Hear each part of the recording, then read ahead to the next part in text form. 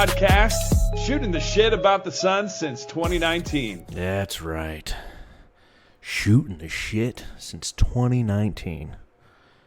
Earmuffs, children. It's fucking 2025. Man, thanks for pressing play. Thanks for lending me your ears. I know there's a ton of podcasts out there on every subject. My wife and I were talking about it the other day. Like, every celebrity has a podcast. Every basketball player has a podcast. Yet you listen to the Suns Jam Session podcast. And I truly appreciate that, man. Really do. That you take a little time out of your day to hear what I think about the state of the team, and hopefully you find value in it. So welcome to another Jam Session short. Again, as you might know, my name is John Voida, managing editor, brightsideofthesun.com. And I want to go through another thought exercise. You know, we did the Josh Giddey thought exercise. That's what I'm going to be doing, is the Josh Giddey thought exercise. We did the Jonathan Kuminga thought exercise on our last jort that came out this past weekend. And I thought, Josh Giddey, yeah, let's talk about it. Let's talk about another restricted free agent who fans are interested in. And I understand why. Again, this team has no point guards. We have no pure distributors outside of Colin Gillespie coming off the bench, right? Like, not the best point guard room exists. And so when you hear a name like Josh Giddey and you start thinking about how we could acquire him, it's definitely something interesting, something to conduct a thought exercise on. So it's something I wrote about on Brightside this past weekend, and I just wanted to kind of go over some of my thoughts as it pertains to Josh Giddey. So if you look at it right now, with 2 open roster spots and a sliver of spending power, Phoenix is pushing their cart through free agent aisle and scanning the shelves for the right fit. Now, they ultimately determine what that fit is, but from my perspective, it's someone who's tough, useful, probably cheap, maybe even someone who can inspire. Because, like, right now, they're not just buying groceries, they're trying to stock a pantry that fits a recipe they haven't quite perfected yet. Again, this is year 1 of Gregory, year 1 of Ott. And I know that so many people are doing the same thing, right? They're clicking through cap sheets. They're tossing out restricted free agent names. Yeah, and it's one of those things that makes July bearable, right? Like this collective delusion that the next name added is going to be the one that clicks in 3 months when the season starts. Now, ultimately, whoever they choose, is it going to make them winners? Not yet. But maybe they'll find a corner piece to the puzzle, you know, something that gives this team shape. And again, like, the glaring void remains with 2 roster spots open, the point guard. They don't have a floor general. They don't have a table setter, which means, like, barring a late summer curveball, that we're going to see Point Booker again running the show. And that's not a death sentence.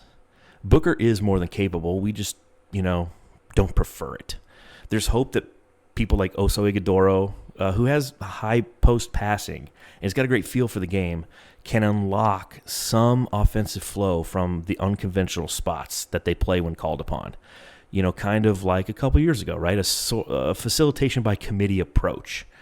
But it's a gamble. So if the Suns are going to use one of their final roster spots on a point guard, it's likely going to be for depth. A break glass in case of injury guy, not a starter. And in my opinion, like, that's the right move. Just rewind. Okay, why do I think? Because you hear all these names, right? You hear Josh Giddey, and, you know, we're looking at, Ben Simmons, and he can start. Like, there's no starting point guard out there. And here's why you shouldn't want a starting point guard, Suns fans.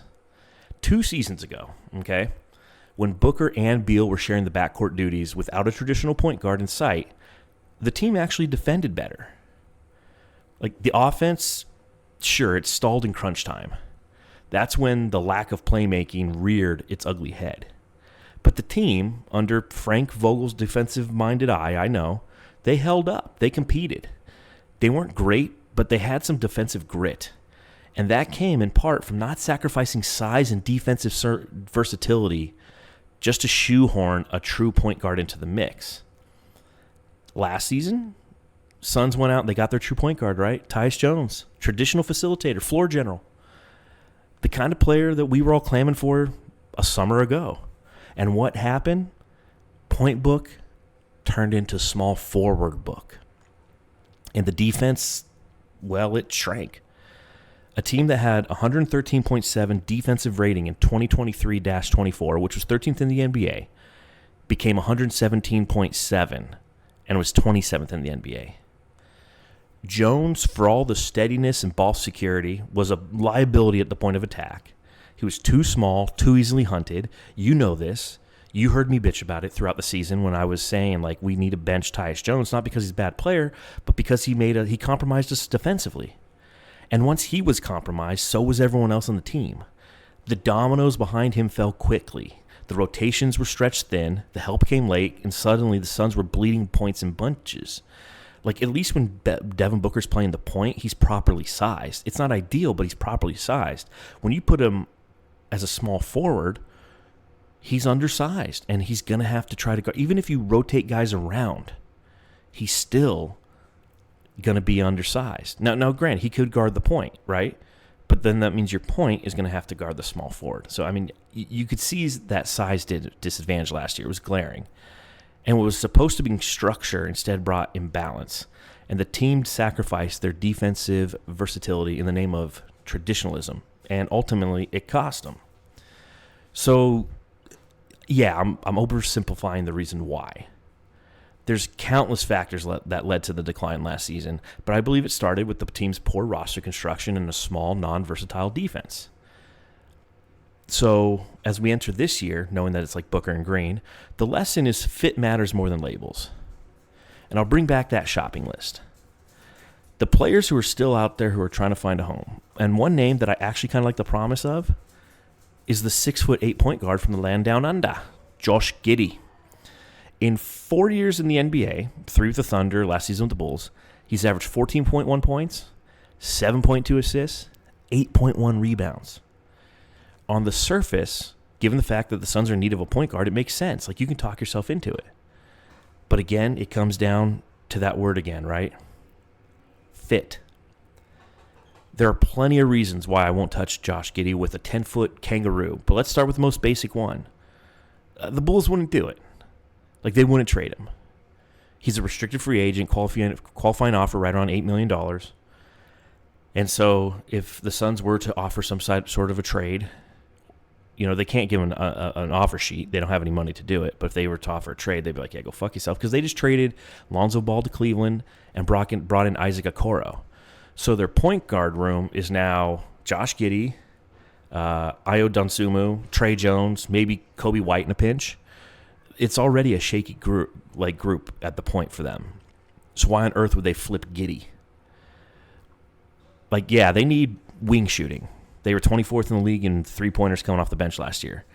So if the Suns threw Grayson Allen or Royce O'Neal, two guys could actually help them, and then sweeten the pot with Nick Richards because their backup bigs are Zach Collins and Sticks Smith, maybe they'd bite. But I still don't buy it because it doesn't make basketball sense for them. But forget about what the Bulls want. The Suns shouldn't want Giddey either.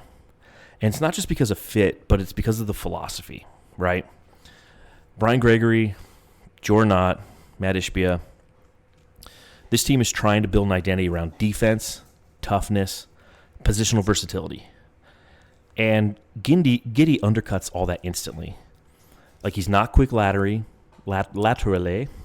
He's not strong. He's not a strong point of attack defender. And if he's your starting point guard, then you're not building around Booker's strengths. You're leaning on them again. Like, per basketball index, he ranked in the 17th percentile in perimeter isolation defense. That's an F. He rated out as an F. Ball screen navigation, 40th percentile. Off-ball chase defense, 72nd percentile. Pickpocket rating, 73rd percentile. Passing lane defense, 58th percentile. The defensive numbers are a problem. And again, even if you switch him, because he's taller, even if you switch him onto the 3 of the opposing team while Booker takes the 1 or the 2 and then Green takes the 1, he's still a bad point of attack defender. So if you've got Booker at the 1 and Green at the 2 as your point of attack defenders, like, you can at least talk yourself into a gamble that if they get beat, you've still got quality help behind them with Dylan Brooks and Ryan Dunn. But if Giddey enters the picture, then it shifts everything down, right? Now it's Booker and Brooks or Booker and Dunn playing behind a backcourt of Giddey and Green. And that. I'll probably hear my wife yelling, "Good job to the dog. She found something." And that puts you right back where you were last year, with Brooks sliding to the 3, where he's undersized and, again, outmatched defensively. Like, I like Josh Giddey. I really do. He's got great size for a guard, can rebound, push the pace, sees the floor like a seasoned vet. His playmaking instincts are real, and on a team that lacks natural facilitators, that's going to hold value. But I don't like him for this team. Not for where the Suns are trying to go. Not with how they're trying to build. Giddey might thrive in a different situation, but Phoenix isn't that place. Not unless you're willing to change the blueprint entirely. And let's be honest, that blueprint is already half soaked and taped together with like hopes and hypotheticals right now, right? The only scenario that makes some sense to me, a sign and trade that sends Jalen Green to Chicago, but brings Giddey to Phoenix. But even then, are we sure he's a better offensive weapon than Green? Like, does he align with the Suns' emerging identity of attacking downhill and getting to the paint and playing with force? And then, of course, there's the financial side of it. Like, Jalen Green makes $33 million. So that's invested in a player who still has glaring holes on the defensive end. And that's what the business, that's what you have to pay Giddey, right? So I'd rather bank on Jalen Green than Giddey at this point. And again, Chicago wouldn't do it. If you asked me to choose between Giddey and Green, I'd lean towards Giddey. But that's not because he's a better player. Like, at this point in their careers, neither of them have justified a $33 million price tag. But because the fit makes more sense in Phoenix for Green. For Giddey, because Giddey would allow Booker to shift back to his natural position as shooting guard, rebalancing that Suns backcourt, if it was a Booker and Giddey backcourt, and bringing a clear identity to the lineup. It's not one that's going to be worth the contract, but at least it works. But again, it's not going to happen. So until those last 2 roster spots are filled, we're going to continue to speculate. And I continue to kind of land, and I have to write an article about this, about just a true expectation of what our backcourt is. Because people start, again, as I mentioned at the front of this podcast, people start mentioning names like they're going to come in here and be starters and the savior. And that's not what they're going to be. That's not what they're being asked to do. That's not what they're going to be designed to perform as. Well, we need our ancillary players to be backups of the backup to Booker and Gillespie. Somebody's a good locker room guy, maybe can bring some shooting or some facilitating as is, and just play that role when called upon when injuries occur, not be a part of the regular rotation. And a lot of people have their eyes set on rotational type players. So that's the Josh Giddey thought exercise, and why, in theory, it sounds good, but when you start to really think about how it works with roster rotations and, more importantly, how it affects our overall defensive alignment, it doesn't make sense. So, yeah, there you go. Give me Malcolm Brogdon. That's the guy I want. Just a hard-nosed veteran, can call, when he's called upon, he'll play. Someone, if you need a steadying force from a point guard perspective, he can come in. But on a veteran minimum, that'd be ideal. So, again, thanks for lending your ears. Thanks for pressing play. Matthew and I will be back on Wednesday talking about the Summer League as that has completely wrapped up. But until then, Jamsters, go home. Love your family.